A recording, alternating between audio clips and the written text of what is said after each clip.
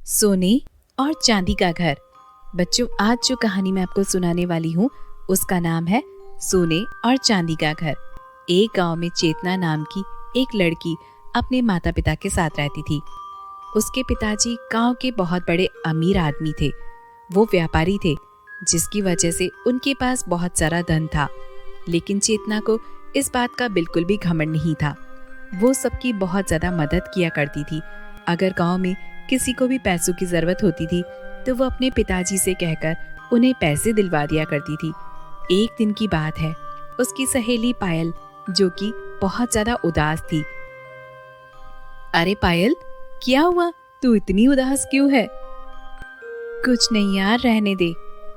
अरे बता तो सही, हो सकता है कि मैं तेरी कोई मदद कर सकूं। चेतना, मेरे पिताजी की नौकरी चली गई है, जिसकी वजह से हमारे घर में बहुत ज्यादा झगड़े होने लगे हैं। अब कमाई का कोई भी जरिया नहीं है। हमारे खेत भी बंजर पड़े हैं, जिसकी वजह से अब मैं अपनी पढ़ाई भी पूरी नहीं कर पाऊंगी। अरे पायल, तू परेशान मत हो, मैं जरूर तेरी मदद करूंगी। मैं आज ही अपने पिताजी से तुम्हारी पिताजी की नौकरी की बात करूंगी। शाम को जब वो अपने घर पहुंचती है तो अपने पिताजी से कहती है, पिताजी, मैं आपसे कुछ बात करना चाहती हूँ। आप जानते हैं ना, मेरी एक दोस्त है पायल। हाँ हाँ बेटी, मैं जानता हूँ। क्या हुआ उसको? पिताजी, उसके पिताजी की नौकरी चली गई है और खेत भी बंजर पड़े हुए हैं। उन्हें पैसों की बहुत ज्यादा दिक्कत हो रही है। क्या आप उनकी कुछ मदद कर सकते हैं? हाँ हाँ बेटी, क्यों नहीं। तुम्हारी दोस्त है तो मैं उसकी मदद जरूर से करूँगा।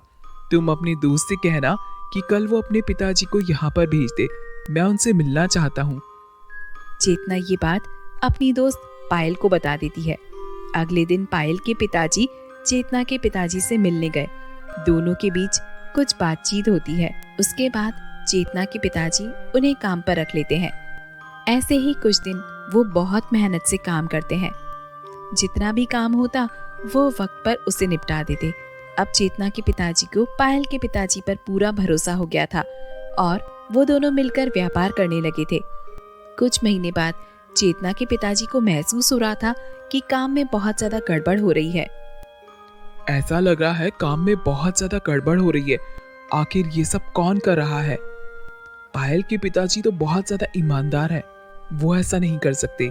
तभी एक दिन काम करते समय चेतना के पिताजी की नजर पायल के पिताजी पर पड़ती है। पायल के पिताजी तिजोरी के पास खड़े होकर उसे खोलने की कोशिश कर रहे थे और उसी तिजोरी में सारे पैसे और कीमती सामान रखे थे। तभी पिताजी कहते हैं, अरे अरे, ये क्या कर रहे हैं आप? मैंने आप पर भरोसा किया। मैंने सब कुछ देख लिया है कि आप ये सब क्या कर रहे हैं। मैंने आपकी मदद की है और आप मेरे साथ ही धोखा कर रहे हैं। निकल जाइए आप यहाँ से और वापस कभी मुझे अपनी शक्ल मत दिखाइएगा। पायल के पिताजी वहां से चले जाते हैं। तभी चेतना के पिताजी ने चेतना को सारी बातें बता दी। चेतना तभी अपनी दोस्त पायल के घर जाती है और उससे कहती है, पायल, मैंने तुम्हारे पिताजी पर बहुत ज्यादा भरोसा किया था, जिसकी वजह से मैंने अपने पिताजी को उनकी मदद करने के लिए कहा था।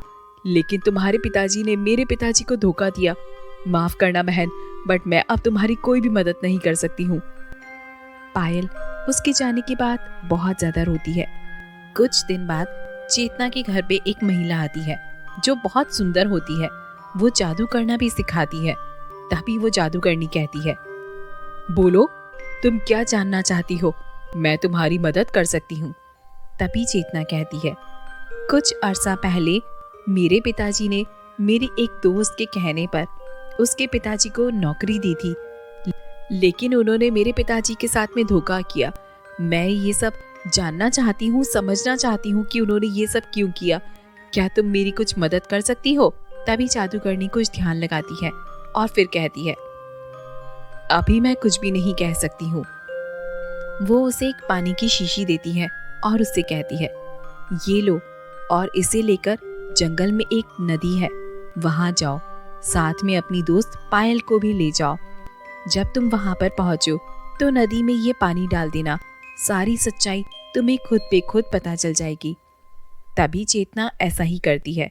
वो जादुई बॉटल लेकर पायल के साथ जंगल में जाती है और उसे सारी बात बताती है। वो दोनों पानी की बोतल लेकर जंगल की तरफ जाती हैं और जंगल में एक नदी में जाकर उस पानी को मिला देती हैं। पानी मिलाने के बाद में उनके सामने सारी सच्चाई उगल कर आ जाती है। थोड़ी देर बाद उस नदी से एक जलपरी प्रकट होती है और वो कहती है, पायल के पिताजी निर्दोष हैं, उन्हें फंसाने की कोशिश की गई है।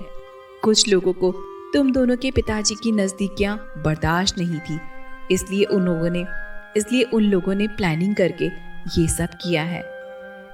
कौन है वो लोग जलपरी, क्या आप हमें बता सकती हैं? तब जलपरी अपने जादू से उन्हें ऑफिस का सारा मंजर दिखाती है कि ऑफिस के कुछ लोग कागजात के साथ गड़बड़ कर रहे थे। ये सब देखने के बाद में वो दोनों हैरान हो जाती है। आखिर ये सब हम अपने पिताजी को कैसे बता सकते हैं? क्या आप हमारी कोई मदद कर सकती हैं जलपरी? तुम दोनों जाओ और अपने पिताजी को यहाँ पर ले आओ। यहाँ पर पास में बगल में 2 घर हैं, एक सोने का घर और एक चांदी का घर। सोने के घर में तुम दोनों साथ में रह सकते हो। तुम्हें कोई भी चीज की जरूरत हो तो सोने के घर से तुम दोनों मांग सकते हो। चांदी के घर में जाते ही सबकी आपस में जो भी गलतफहमियां हैं वो दूर हो जाएंगी और सच्चाई सामने आ जाएगी। तभी चेतना कहती है, पर उसके बाद चांदी के घर का क्या होगा? वो घर खत्म हो जाएगा और जब भी आप लोगों को उसकी जरूरत होगी वो वापस से प्रकट हो जाएगा। ये सब सुनने के बाद वो अपने पिताजी को उस चांदी के घर में मिलवाने ले आती है। सारी सच्चाई उन दोनों को समझ में आ जाती है और वो दोनों हैरान हो जाते हैं। तभी चेतना के पिताजी कहते हैं, लेकिन उस दिन आप तिजोरी के पास क्या कर रहे थे?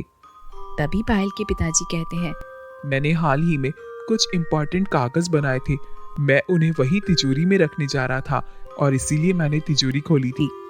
ऐसे ही उन सबकी गलतफहमी दूर हो जाती है और फिर वो दोनों चांदी के घर से बाहर आ जाते हैं और थोड़ी देर के बाद चांदी का घर गायब हो जाता है और फिर वो लोग सोने के घर में मिलजुल कर हंसी खुशी रहने लगते हैं।